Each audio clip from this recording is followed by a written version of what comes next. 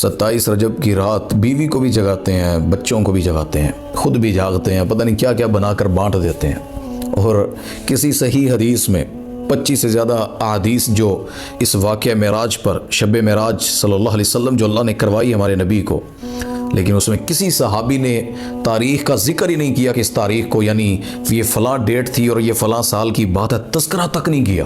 کوئی ایک حدیث نہیں، 10 اقوال ہیں، صرف اقوال ہیں۔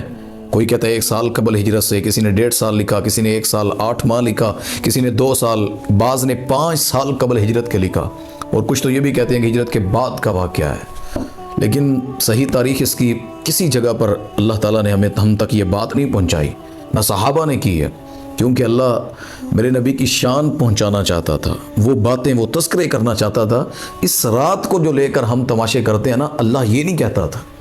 معذرت سے تماشا ہی ہے نا کہ جس رات پٹاخے بجائے جائیں، اس رات عجیب و غریب کام کیے جائیں اور عبادت سمجھ کے جاگا جائے، جبکہ نبی پاک صلی اللہ علیہ وسلم اس رات کو نہیں جاگے، صحابہ نہیں جاگے۔ تو کوئی صحیح تاریخ، 27 رجب معروف ہے، معراج ہوئی ہے، ہمارا ایمان ہے۔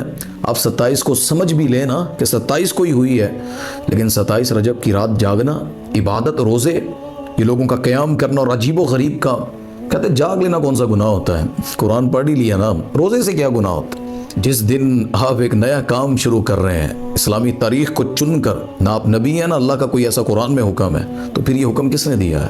اس لیے معذرت سے معراج کا احترام ہے، معراج کی عبادت نہیں ہے۔ معراج کا سمجھنا، جو اللہ کے نبی صلی اللہ علیہ وسلم نے دیکھا، ان کی وجہ سے، ان باتوں کی وجہ سے ایمان کا بڑھ جانا، یہ ضروری ہے، اس سے محبت ضروری ہے۔